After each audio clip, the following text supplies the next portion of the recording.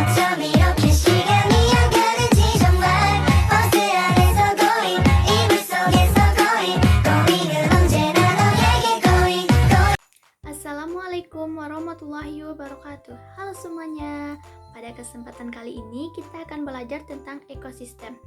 Topik pembahasannya yang pertama yaitu pengertian dari ekosistem, yang kedua interaksi antar makhluk hidup, yang ketiga jenis ekosistem, yang keempat gangguan pada keseimbangan ekosistem, yang kelima yaitu memelihara ekosistem.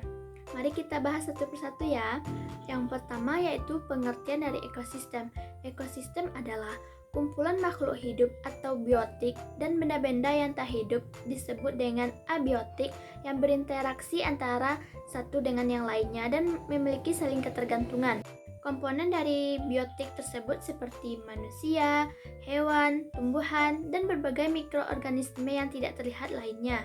Komponen biotik tersusun dari individu, populasi, dan komunitas. Individu yaitu makhluk hidup yang tunggal, misalnya seekor ikan. Sedangkan populasi adalah kumpulan individu yang sejenis seperti populasi ikan, populasi singa, dan lain sebagainya. Yang terakhir yaitu komunitas adalah kumpulan dari populasi yang hidup di suatu tempat. Misalnya terdapat pada suatu kolam yang terdapat di dalamnya ikan, populasi teratai, dan populasi gangga. Yang kedua yaitu interaksi antar makhluk hidup. Interaksi antar makhluk hidup itu adalah dua jenis makhluk hidup di dalam ekosistem dapat saling berinteraksi satu dengan yang lainnya. Yang pertama yaitu kompetisi. Kompetisi adalah persaingan dua makhluk hidup. Contohnya seperti persaingan antara singa dan macan untuk merebutkan makanannya.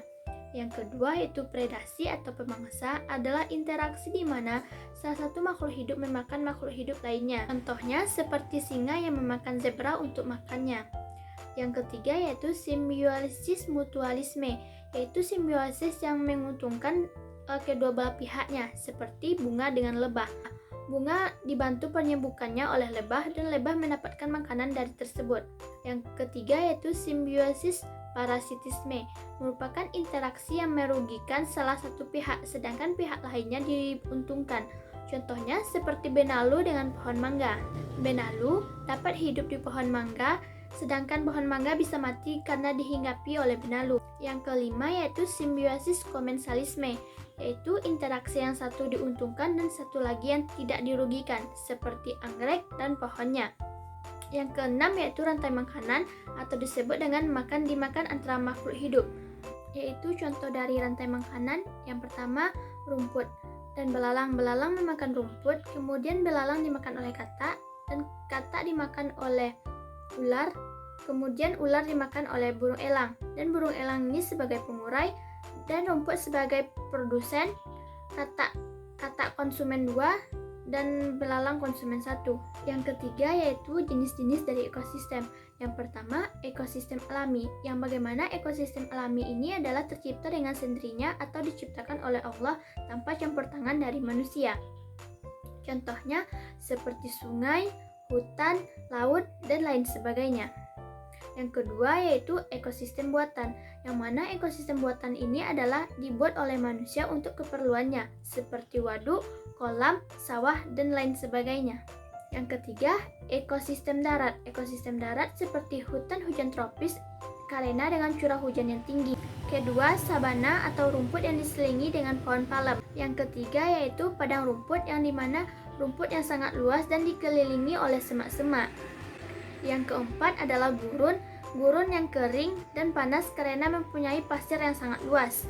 Yang kelima yaitu taiga, yang dimana tersusun dari satu jenis tumbuhan seperti cemara atau pinus. Terakhir yaitu tundra, yang merupakan daerah dingin dan ditumbuhi oleh lumut. Yang keempat, ekosistem air. Ekosistem air ini yang pertama ekosistem dari air tawar yang seperti danau, kolam, dan sungai. Yang kedua yaitu air asin, yang dimana terdapatnya terumpu karang dan laut dalam.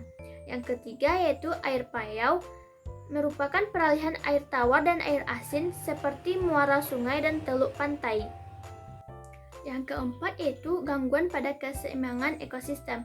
Keseimbangan ekosistem harus selalu dijaga, karena keseimbangan ekosistem ini dapat terganggu karena bencana alam dan aktivitas manusia. Bencana alamnya contohnya seperti gunung meletus, banjir, longsor, tsunami, dan lain sebagainya. Kalau dengan aktivitas manusia yaitu penebangan hutan secara liar, pemburuan ilegal, dan pencemaran limbah. Kita harus cinta dengan alam kita. Jangan kita melakukan penebangan liar, lebih baik kita melakukan reforestasi, itu penebangan pilih, atau penebangan yang dilakukan secara dipilih-pilih. Yang kelima yaitu memelihara ekosistem. Yang pertama, membuang sampah pada tempatnya. Kalau kita membuang sampah sembarangan akan menimbulkan banjir dan rusaknya ekosistem. Yang kedua yaitu mendaur ulang sampah. Kita bisa mendaur ulang sampah yang bisa kita daur seperti botol-botol plastik bisa digunakan untuk kreativitas yang lainnya seperti plastik-plastik minuman yang dirangkai kembali menjadi tas yang cantik dan mempunyai harga jual yang lumayan tinggi. Yang ketiga, menanam pohon. Pada hutan-hutan yang gundul lebih baik kita melakukan penanam pohon atau 1000 pohon. Dan bisa juga dilakukan pada penanaman pohon di tepi pantai, yaitu penanam pohon bakau.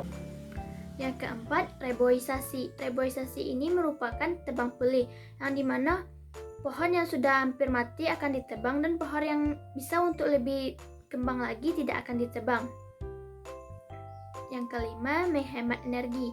Menghemat energi ini bisa kita lakukan untuk menjaga keseimbangan ekosistem seperti penggunaan lampu pada siang hari. Lebih baik kita matikan kalau tidak ada perlunya. Yang terakhir yaitu menjaga flora dan fauna di Indonesia. Flora dan fauna di Indonesia itu sangat beragam. Kita tidak boleh memburunya secara ilegal karena akan merusak ekosistemnya dan merusak juga rantai makanan yang mereka lakukan. Sekian materi kita hari ini. Terima kasih sudah menonton. Assalamualaikum warahmatullahi wabarakatuh.